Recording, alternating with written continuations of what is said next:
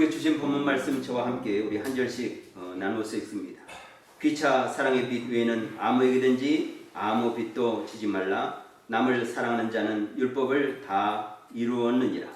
간음하지 말라, 살인하지 말라, 도둑질하지 말라, 판매지 말라 하는 것과 그 외에 다른 기능이 있을지라도 내 이웃을 내 자신과 같이 사랑하라 하신 그 말씀 가운데 다 들었느니라. 사랑은 이웃에게 악을 행하지 아니하나니 그러므로 사랑은 율법의 완성이니라. 또한 너희가 이 시기를 알거니와 자다가 깰 때가 벌써 되었으니 이는 이제 우리의 구원이 처음 믿을 때보다 가까웠습니다. 밤이 깊고 낮이 가까웠으니 그러므로 우리가 어둠의 일을 벗고 빛의 갑옷을 입자. 낮에와 같이 단정히 하고 방탕하거나 수시하지 말며 돈나라거나 허세하지 말며 다투거나 시기하지 말고. 같이 읽습니다. 오직 주 예수 그리스도로 옷 입고 정욕을 위하여 육신의 일을 도모하지 말라. 아멘. 이 시간에는 제가 가장 사랑하고 또 존경하는 우리 목사님이시고 또 선교사님이십니다. 오늘 이영기 목사님 저희 가운데 하나님께서 세우셔서 말씀을 증거하시게 하실 텐데 우리 선교사님을 통해서 우리 목사님을 통해서 하나님의 음성 우리에게 들려주실 때 우리 한 가지로 큰 은혜 또 성령 충만을 위한 시간 되기를 또 소망하고 축복합니다. 우리 목사님 선교사님 나오실 때 우리 할렐루야 환영하며 말씀 받겠습니다. 할렐루야. 여러분 오래간만에 만나고 또 반갑습니다. 이번에 이 코로나19 이것 때문에 사람을 그리워하게 되는 것 같아요. 사람을 많이 기다리고 그리워하는 것 같은데 이 코로나19가 지금 전 세계적인 그런 문제가 되기 때문에 어디 장소를 구분하지 않고 지금 다 문제가 돼 있는데 제가 지난 2월 달에 그 태국에서 그 사역을 하고 있었습니다. 거기에서 이제 성경 세미나를 하면서 그 요한계시록을 강의하는 그런 일이 있었는데 거기에서 이 코로나19 때문에 사실은 이 미국으로 급하게 이동을 하게 됐습니다. 그래서 미국에 와서 이게 조만간 끝나면 미국에는 좀 그 당시는 좀 그렇게 많이 폭발적인 그런 보도가 안 나왔어요. 그래서 미국이면 괜찮겠다 그런 생각을 하고 왔는데 여기가 웬일인가 그 후에 더 많이 퍼져가지고 지금 세계적으로 미국이 가장 심각한 것처럼 보이는 그런 상황이 됐습니다. 여기 와서 사람도 만나지 못하고 예배도 못 드리고 사실 미국에 와서 오늘 처음 여러분을 뵙고 예배를 드리는 그런 상황입니다. 그래서 너무나 반갑고 이걸 시작으로 해서 앞으로 상황이 점점 잘 호전돼서 좋은 교제의 시간을 가져주셨으면 좋겠습니다. 오늘 이 본문 말씀을 보니까 그런 말씀이 있어요. 또한 너희가 이 시기를 알거니와 자다가 깰 때가 벌써 되었으니 이는 우리의 구원이 처음 믿을 때보다 가까웠음이니라 이런 말씀이 있거든요. 그래서 이 시기를 알거니와 사도 바울도 그렇고 우리 예수님도 그렇고 항상 이 시기를 항상 의식하며 살았던 것을 우리가 알 수가 있습니다. 그래서 우리도 사실은 우리가 살고 있는 이 세상 이 시기에 대해서 심각하게 생각해 볼 필요가 있어요. 근데 문제가 뭔가 하면은 정말 이 시기를 분별하는 그런 것들이 하나님 말씀을 통해서 이루어진다면 얼마나 좋겠어요. 그런데 많은 경우 이 크리스찬들 믿는 사람들 포함해서 이 시기를 판단할 때 자기의 주관, 자기의 생각을 가지고 시기를 판단하려고 하는 그런 경향이 있습니다. 제가 이번에 태국에서 요한계시록을 좀 강의하자고 이렇게 시작을 했는데 이 태국 사람들 같은 경우는 이게 이 나라마다 좀 틀리더라고요. 이 중국 같은 경우는요 도대체 이 시기에 대한 개념이 전혀 없습니다. 그냥 따라가는 거예요. 그래서 주님 오실 날이 가까웠다 그런 얘기가 별로 메이크센스 하잖아요. 그리고 그런 일이 정말 있을까 하는 그런 분위기가 있고요. 제가 태국에 가봤더니 거기서는 어떻게 하냐면은 3차 대전에 대해서 그렇게 관심이 많더라고. 이번에 알았어요. 이게 3차 대전이 조만간에 터질 텐데 이 핵전쟁이 터질 거다.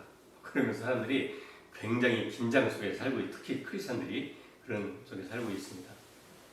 그래서 제가 이제 요한계시록을 강의하면서 요한계시록의 메시지는 그런 식으로 시대의 어떤 그 사건을 연결시키는 그런 거에 우리가 집착하다가 정말 중요한 메시지를 놓치면 안 되겠다는 그런 얘기를 좀 했습니다. 자, 그래서 이 요한계시록의 메시지가 사실 그거거든요. 요한계시록 마지막 장인 그 20장에 볼 것 같으면 이 마지막 때가 되면 사람들이 죄를 짓고도 회개도 안 하고요. 거룩한 사람은 점점 더 거룩하게 되고요. 의로운 사람은 점점 더 의롭게 되고요. 더러운 사람은 계속 더럽게 되고요. 악한 사람은 계속 악하게 되는, 다시 말해서 완전히 구별되는 그런 시기가 이 마지막 시기라는 것을 성경에서 말하고 있어요. 그래서 나는 지금 현재 어느 부류에 속해 있는가 하는 것을 한번 점검해 보는 건 굉장히 중요하다고 생각합니다. 그래서 오늘 특별히 기도하다가 여기 올 걸 생각하면서 기도하다가 자다가 깰 때가 벌써 되었다는 이 말씀을 이렇게 성령께서 깨닫게 해주셔서 생각나게 해주셔서 여러분과 이 말씀을 나누고자 했습니다. 여기서 자다가 깰 때가 벌써 되었다. 이것은 상황 인식을 하고 있는 거죠. 자다가 깰 때. 다시 말해서 영어로 보니까 wake up 그러더라고요. wake up. 이 마지막 때가 될 것 같으면요, 사람들이 잠자고 있거나 아닐 것 같으면 그 뭐에 취해 살아가는 그런 모습, 그래서 정신을 차릴 수 없는 상황이 벌어지는 것이죠. 그래서 이 정상적인 감각을 가지고 살지 못한다는 그런 것들을 우리가 볼 수가 있게 됩니다. 그래서 여기서 자다가 깰 때다. 이것은 우리가 깨어있으라는 그런 말씀을 하고 있는 건데, 자, 그러면 자다가 깰 때, 이렇게 자다가 정신을 번쩍 차리고 깨서 그럼 무엇을 어떻게 하라는 거냐, 이제 그런 내용이에요. 여기서 이 로마서 본문에서는 크게 두 가지입니다. 첫 번째는 그 8절에부터 그 10절까지 있는 말씀을 통해서 우리에게 주시는 말씀은, 메시지는 그겁니다. 너희가 사랑 가운데서 행하라. 그거예요. 그 중요한 겁니다. 피차 사랑의 빛 외에는 아무에게든지 아무 빛도 지지 말라. 남을 사랑하는 율법을 다 이루니, 이렇게 말씀하시면서 10절에 사랑은 이웃에게 악을 행치 아니하나니 그러므로 사랑은 율법의 완성이니라, 이렇게 말을 했어요. 자다가 지금 이 상황이 이게 아니다, 정신을 번쩍 차리고 이제 우리가 해야 될 일이 뭐냐, 여기 보니까 사랑이라는 거예요. 근데 이 세상에 사랑이라는 말이 참 여러 가지 오해가 많죠. 그래서 어떤 사람은 이 사랑을 할 것 같으면 그 사랑에 대한 이해가 사람마다 다 틀려요. 그리고 자기가 어떤 환경 속에 있는가에 따라서 그거 틀리는 것도 같아요. 한참 남녀간에 그냥 열렬하게 연애하는 사람들에게는 사랑할 것 같으면 그 연애하는 것을 떠올리겠고, 또 친구하고 우정을, 좋은 우정을 갖고 있는 사람들은 또 이렇게 사랑을 할 것 같으면 우정을 생각할 수 있겠고, 뭐 이런 여러 가지, 그 자식을 끔찍하게 생각하는 사람은 이제 그 자녀들을 사랑하는 그것을 갖다가 사랑이라는 그 단어를 들을 때 생각하겠고, 그런데 오늘 여기에서 얘기하는 그 사랑이라고 하는 것은 율법의 완성. 다시 말해서 우리가 생각하는 그런 그 헬라어에서는 특별히 사랑을 구분하지 않습니까? 구약에서는 사랑이 한 단어예요. 사랑을 할 것 같으면 그 남녀 간의 사랑도 포함되고, 부모가 자식을 사랑하는 것도 포함되고, 친구 간의 사랑도 포함되고, 그 아가페, 조건 없는 그 하나님의 사랑도 포함되고, 다 한꺼번에 헤세드, 한 단어로다가 사랑이라는 걸 표현합니다. 이걸 번역하는 것은 아주 여러 가지예요. 어떤 건 자비라고 번역하기도 하고, 어떤 인자라고 번역하기도 하고, 어떤 사랑이라고 번역하기도 하고, 어떤 긍휼하게 번역하기도 하고. 그러나 그 기본적인 구약에 사용하는 단어는 딱 하나입니다. 헤세, 한 단어예요. 그 하나님께서 내가 긍휼을 원하고 제사를 원치 않는다라고 말씀했을 때, 그때도 헤세드입니다. 하나님께서 우리에게 원하시는 게 뭐냐? 그건 사랑이라는 거예요. 근데 이 마지막 때가 되면 이 사랑에 무슨 문제가 생기기 때문에 정신 차리고 이것을 잘 행하라고 하냐? 그러면 이 마지막 때가 되면요, 그 하나님께서 요구하는 이 사랑을 우리가 잃어버릴 수가 있다. 그게 마지막 때의 그 징조를 쫙 묘사하면서 마태복음 24장 같은 데서는요, 이 마지막 때에 사람들이 시험에 빠져가지고 자기 부모도 그냥 그 죽는데 내어주기도 하고 형제가 형제를 내어주기도 하고 이 아주 그냥 정말로 혼란스러운 그런 시기가 온다 하는 그런 경고를 하면서 이렇게 말합니다. 불법이 성행해서 많은 사람의 사랑이 식어지겠다. 그 하나님의 계명대로 살지 않고 하나님의 그 표준대로 살지 않고 이 불법을 행하는 사람이 너무 많으니까 사랑의 개념이 아주 그냥 그 가려지는 거죠. 그래서 사랑을 잃어버린다 하는 그런 경고를 하고 있습니다. 자, 그리고 베드로 같은 경우는 마지막 때에 대해서는 마지막 때를 얘기하면서 이 마지막 때에 너희가 해야 될 일이 뭐냐? 무엇보다도 정신 차리고 깨어서 기도해라. 기도할 때에 우리가 무엇을 잃어버린지를 알 수가 있는 거예요. 우리가 하나님께 기도하면서 내가 무엇을 잃어버리는가? 그 정상적인 그런 그 생명의 삶에서 뭐가 내가 결여됐는지를 알게 되는 거죠. 자, 그래서 거기에서 그 다음 절에 보니까 이렇게 말하고 있어요. 무엇보다도, 다시 말해서 어떤 다른 것보다도 우선적으로 너희가 서로 마음으로 뜨겁게 사랑해라. 깊이 사랑해라. 그러면서 사랑의 특성을 얘기합니다. 사랑은 허다한 죄를 덮는다. 이 많은 허물과 그런 죄를 이걸 갖다 커버하고 이걸 덮어주는 것이 사랑의 속성이라는 거예요. 하나님께서도 우리의 허물과 죄를 덮어주기 위해서 예수님 보내신 겁니다. 아멘. 그래서 하나님이 그 예수님의 십자가에서 흘린 그 피를 통해서 우리의 모든 허물과 죄를 용서하시는, 덮어주고 그걸 더 이상 카운트하지 않는 그런 그 사랑의 속성을 보여준다고 말이죠. 아멘. 자, 그래서 여러분들이 이 마지막 때에 내가 해야 될 일이 뭐냐? 자다가 정신 번쩍 차리고 깨어나서 해야 될 일이 뭐냐? 하나님께서 명하신 이 사랑의 계명을 지키는 이 일을 해야 된다는 거예요. 이 마지막 때에 이 사랑의 계명을 지킬 수 없는 상황들이 수없이 발생하면 사람들이 다 미쳐 들어가는 거예요. 이 미국을 봐도 그렇고 한국을 봐도 그렇고 더군다나 이 코로나19가 생기니까 사람들이 정신을 다 잃어버렸어요. 그래서 무슨 잘못을 어떻게 하고 있는지도 생각하지 못하면서 막 일을 벌리고 있습니다. 이 북한도 지금 이 코로나에 몰리게 되니까 지금 이상한 행동 많이 하죠. 자, 이런 가운데 우리가 잃어버리지 말아야 될 것, 놓치지 말아야 될 것, 이게 뭐냐? 사랑이다 하는 것이에요. 이게 마지막 때에 우리가 꼭 해야 될 그런 중요한 그 일입니다.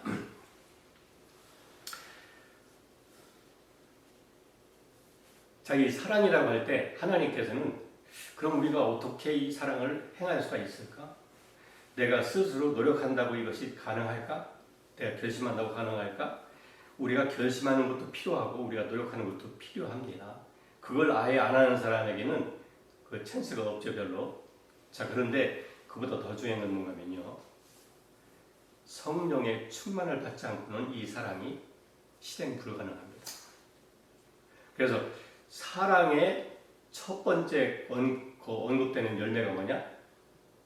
성령의 열매는 곧 사랑과 희락과 화평과 오래 참음과 자비와 양선과 온유와 충성과 절제. 그래서 9가지 열매를 언급할 때 사랑이라는 그 열매를 갖다가 성령의 열매죠. 그 성령의 열매가 처음으로 언급되면서 사실은 이 성령의 열매라고 이렇게 말할 때 그것이 단어가 복수가 아니랍니다. 이게 단수로 되어 있어요. 성령의 열매가 열매들이 아니고 열매입니다. 그리고 사랑부터 얘기하는데 이 사랑이 그 9가지 열매라고 하는데 사랑의 특성이 그렇게 다양하게 나타나는 거라고 이렇게 해석하는 것이 맞습니다. 자, 그래서 이 성령의 감동과 성령의 도우심이 없이는 이 사랑을 우리가 가질 수도 없고 행할 수도 없다는 사실을 우리가 꼭 기억을 해야 되는 거예요. 이 마지막 때가 될수록 사랑하는 것이 점점 더 어려워지는데 그 방법이 뭐냐? 성령 충만을 받고 그리고 하나님의 그 사랑의 계명을 순종하는 그런 거. 이것을 사도 바울이 얘기하는 거예요. 그 율법도 계명이죠. 근데 율법의 완성이 되면 율법이 완성이 되면 율법의 그 목적이 달성이 다 돼버릴 것 같으면 여기 어떤 결과가 오냐? 사랑을 본다 그거예요. 근데 우리가 율법을 조문 따라서 열심히 지키려고 애를 써가지고 지켜주는 것도 아니고 성경에 보니까 육신을 쫓아 행하지 아니하고 오직 성령을 쫓아 행할 때에 이게 율법이 완성된대. 그래서 여기서 말하는 이 사랑은 이건 그냥 우리가 보통 늘 상상하는 그런 사랑이 아니고 정말 그리스도의 사랑, 하나님의 사랑, 조건 없는 사랑, 원수까지도 사랑하는 사랑. 그래서 자기 핍박하는 사람이 있다고 하면 그 핍박하는 자를 위해서 기도하고 원수도 사랑하는 그런 사랑. 하나님께서 우리를 사랑한 것처럼 그렇게 사랑하는 그 사랑. 이 사랑을 붙들라는 거예요. 여러분 에베소 4장 마지막 절에 32절에 보면 그런 거 있어요. 너희가 서로 불쌍히 여기면서 용서해 주는데 어떻게 용서해 주냐면은 하나님께서 그리스도 안에서 너희를 용서한 것처럼 용서하라고 했어요. 아멘. 아멘. 아멘. 여러분 어떤 때는요 이 용서가 진짜 힘듭니다. 저는 이게 좀 부끄러운 얘기긴 한데 우리가 아들이 3명이 있는데 2명이 결혼했잖아요. 이 둘째 아들의 그 부인, 둘째 며느리, 그 둘째 며느리하고 제가 한바탕 싸웠습니다. 아니 시아버지하고 며느리하고 싸우는 거 이거는 있을 수가 없는 일인데 그 나하고 그렇게 그냥 가깝게 그냥 정말 그 친딸도 그렇게는 못한다고 하는 정도로 가까이 지나다가 한바탕 붙었어요. 그래서 이게 성경 가지고 이렇게 얘기하다가 그 내가 이렇게 말하는 것을 갖다가 받아들이지 못하고 이걸 받아치는 거예요. 그래서 너 참 볼셈무리가 없구나. 이게 발단이 돼가지고 완전히 틀어졌어요.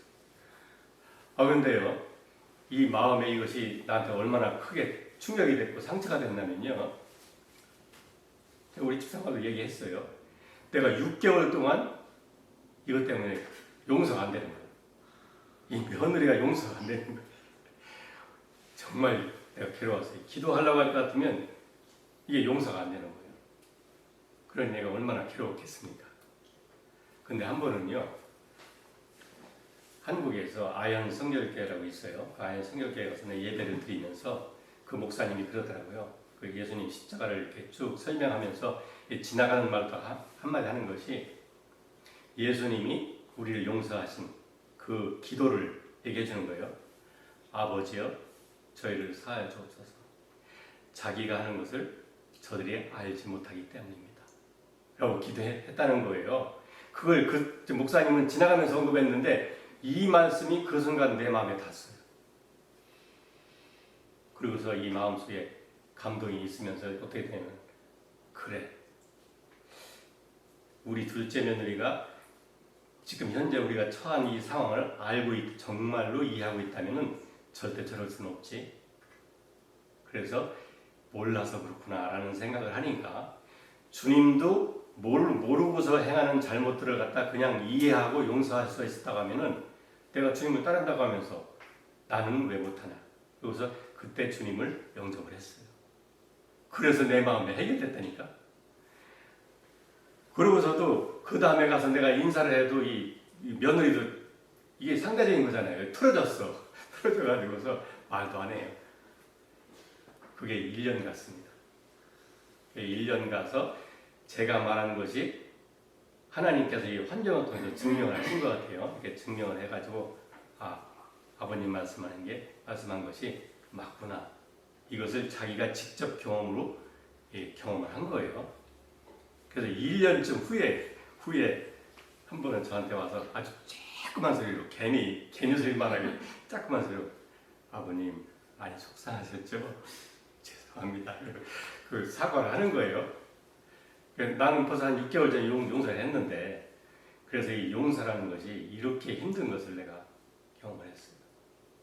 그래서 이게 인간 관계 속에서도요, 정말로 그 인격에 상처를 받게 될 것 같으면 이게 보통 쉬운 일이 아닙니다. 이 용서라고 하는 것은 하나님의 은혜가 없으면 안 되는 것이 난 용서라는 생각을 했어요. 자, 그리고 이 마지막 때에 우리가 해야 될 일, 자다가 벌떡 일어나서 정신 차리고 열심히 해야 될 일, 첫 번째는 사랑. 그것도 그냥 우리가 생각하는 그런 사랑 아니고 하나님, 그리스도, 아가페 사랑. 그 사랑을 실천하라는 거예요. 그리고 두 번째는 이렇게 되어 있습니다. 밤이 깊고 낮이 가까웠으니 그러면 우리가 어둠의 일을 벗고 빛의 갑옷을 입자라고 하십니다. 다시 말해서 이 마지막 때가 되면 주님께서 오실 날도 점점 가까워지는 거고, 여기서 얘기하는 거 우리의 구원이 처음 믿을 때보다 더 가까워졌다고 하는 이 말씀은 무엇을 가리켜서 염두에 두고 하신 말씀인가 하면 주님이 다시 오시는 날을 얘기하는 거예요. 여기 보세요.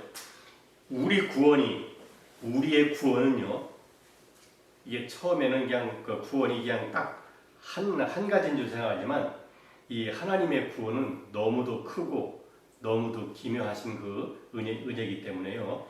과거에 이루어지는 구원도 있고요, 현재 이루어지는 구원도 있고요, 장차 이루어질 구원도 있습니다. 그렇죠? 과거의 구원은 우리가 죄사함 받고 구원받아 거듭나 하나님 자녀가 되는 것이라고 한다면, 현재의 구원은 날마다 자기를 부인하고 자기 십자가를 지고 주님을 따라가는 성화의 과정을 얘기한다고 할 수 있겠고요. 그리고 장차 이루어질 구원은 뭐냐면 주님 다시 오실 때 우리가 지금 우리가 육신을 입고 있잖아요. 근데 이 몸도 주님의 그 영광의 몸처럼, 부활의 몸처럼 그 신령한 몸으로 변화가 되어서 다시는 죽지 아니하고 영원히 주와 함께 살 수 있는, 그 천국에서 영원히 살 수 있는 그런 몸으로 변화되는 거, 그것까지 다 포함해서 구원이라고 하는 거예요. 여기서 사도 바울이 얘기하는 구원이라고 하는 것은 이는 우리의 구원이 처음 믿을 때보다 가까웠다는 건 뭐냐면 아직 이루어지지 않은 구원 얘기하는 거예요. 이거 뭐냐면 장차 이루어질 구원, 우리 몸의 구속을 가리키고 있는 거라고 우리가 생각해 볼 수가 있습니다. 다시 말해서 그리스도의 다시 오시는 날을 바라보고 있는 거예요. 그러면 내가 여기서 이 마지막 때, 이 정신 차리기 쉽지 않은 이런 때에 그 우리가 해야 될 두 번째 일이 뭐냐? 그건 뭔가면 우리의 거룩한 삶입니다. 아멘. 이런 관점에서 여러분 요한계시록 보면 요한계시록에 그렇게 돼 있어요. 제가 요한계시록을 강의하다 보니까 이런 걸 발견했어요.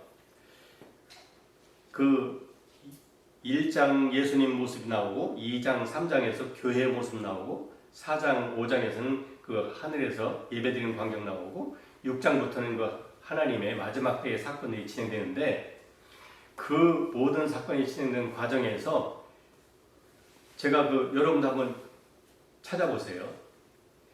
여기 교회 시대하고 이 마지막 때 사건이 진행될 때하고 차이점이 뭐냐? 사람들이 회개를 안 합니다. 여러분, 회개하는 것은 기회가 있을 때, 여러분이 회개할 수 있을 때 회개하는 거예요. 회개의 문도 닫혀버릴 것 같으면 그 다음에 기회가 없는 거예요. 이 마지막 때 회개했다는 기록은 없고 이렇게 하나님이 심판하시는데도 저들이 뉘우치지도 않고 회개도 안 하더라. 그것만 거듭해서 말씀하고 있는 것을 우리가 볼 수가 있어요. 다시 말해서 이 마지막 때가 되면은 사람이 바꿔지는 것이 너무나 힘듭니다. 그래서 거룩한 사람은 계속 거룩한 길로 걸어가고 있고요. 또 더러운 사람은 계속 더러운 그 생활을 하면서 회개할 만한 그런 양심도 한개도 없는 거예요. 그렇게 무서운 시대가 다가오고 있는 거예요. 여러분, 요즘에 그 요한계시록 강의한다고 하니까 사람들이 관심이 많아요. 그래서 보통 때보다 더 많이 새벽까지 와서 공부도 했는데, 그 사람들이 관심 갖고 있는 것은 지금 우리가 살고 있는 이 시대가 어느 시점에 와 있냐, 지금 나팔 몇 번째 불었냐, 뭐 이런 식으로다가 이제 접근을 하는 거예요. 그리고 이번에 코로나19가 이게 생겨서 전 세계적으로 이렇게 문제가 생기니까 심지어 여기 앉아 있는 우리 막내 아들도 어떤 사람이 얘기하는데 이게 요한계시록 그 말씀이 지금 이루어지고 있는 거라고 하는데 이거 맞냐고 나한테 물어보는 거예요. 그러니까 7인이 있는데 7인 중에서 4번째 인 뗄 때 이 전염병 문제가 나오거든요. 그래서 우리 아들한테 이렇게 얘기했어요. 야, 요한계시록의 사건이 진행되고 있으면 전 세계 인구의 4분의 1이 전단나에 죽어야 되는데 아직은 그 상황이 아닌 것 같다. 그러니까 그렇게 생각하지 말고 우리가 살고 있는 이 세계는 점점 좋아지는 세계보다는 이게 점점 심각하게 어려워지는 시기로 돌아간다고 생각할 수 있어요. 그래서 전쟁이 일어나고 뭐 3차 대전이 지금 모르지만 뭐 그냥 전염병이 생기고 막 땅에 짐승도 그냥 미쳐서 막 날뛰고 그러면서 세계 인구의 4분의 1을 없애버리는 죽게 만드는 그 사건이 인재학에 나옵니다. 네 번째 인재학에 나온다고요. 자, 그러니까 그 우리가 앞으로 이게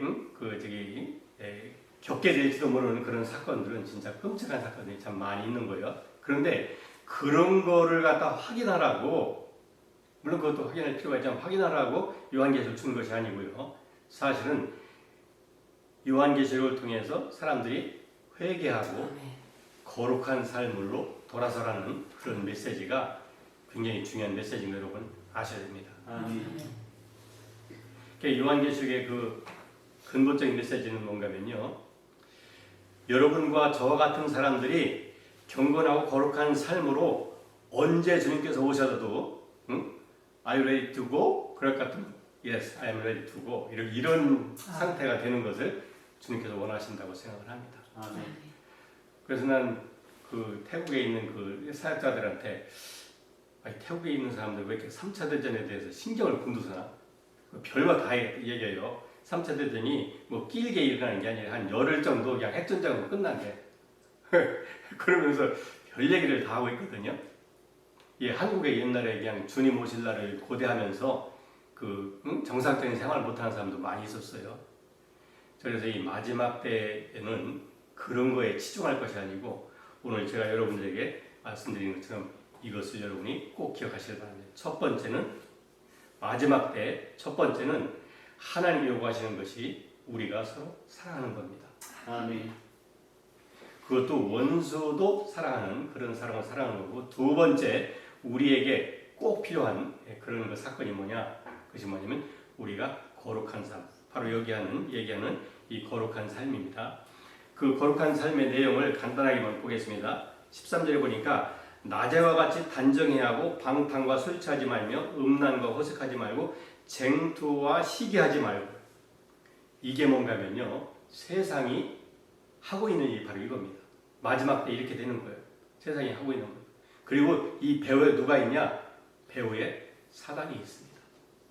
에덴 동산에서 아담과 하와를 갖다가 유혹할 때도 이 세 가지 종류로 캐테고리로다가 유혹을 했어요. 마지막 때는 사단의 충동들이 아주 그냥 급상승하는 거죠. 그래서 우리가 정말로 조금만 마음을 정말 허투게 두게 될 것 같으면 우리가 넘어질 수밖에 없는 그런 상황으로 끌고 가고자 하는 거죠. 그래서 이런 거 하지 말고 14절에 보니까 오직 주 예수 그리스도로 옷 입고 정욕을 위해서 육신의 일을 도모하지 말라. 제가 이런 옷을 입었는데 이 옷이 예수님이라고 해봐요. 그러면 이 하얀 옷이 이게 태국에서 이게 정장입니다. 이 하얀 옷이 예수님이라고 해봅시다. 그러면은 내가 그렇다니까 같으면 여러분들이 보는 것은 누구를 봅니까? 예수님. 하얀 옷을 보잖아요. 지금 하얀 보이잖아요. 그 마찬가지로 우리가 예수님을 옷 입었다고 할 것 같으면 예수님이 우리를 위해서 이루어 놓으신 그 의를 옷 입는 거고, 하나님의 의를 옷 입는 거고, 하나님이 나를 바라보시면 누구를 보는 거예요? 예수님을 바라보는 거죠. 예수님을 보시는 거죠. 그래서 우리는 예수님의 옷을 입고 하나님 앞에 설 때에만이 당당하게 설 수가 있는 거예요. 아멘. 자, 이것이 오늘 얘기하는